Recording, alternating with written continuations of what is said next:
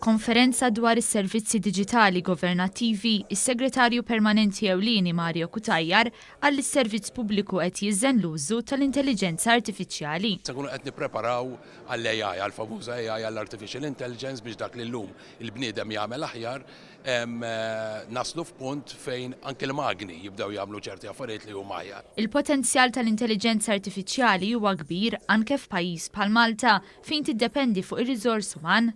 Huwa qal li s-Servizz Pubbliku jrid jibda jobsor l-effetti tal-intelligenza artifiċjali u kif se japplika dawn l-avvanzi. Matul il-konferenza huwa tkellem ukoll dwar il-proġett Converge li huwa l-akbar investiment fit-teknoloġija li qatt sar fis-Servizz Pubbliku b'investiment ta' 40 miljun euro li jmiss 10 ministeri u 30 proġett li varjaw minn e-service applications sa oħrajn indirizzati mill-Gvern lejn il-Gvern, lejn in-negozju u lejn iċ-ċittadin.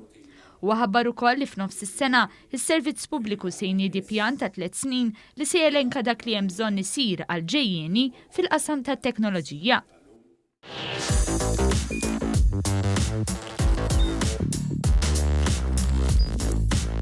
Idħol fuq one.com.mt u hemmhekk tista' tara l-programmi kollha li jxandru fuq One permezz ta' One Play.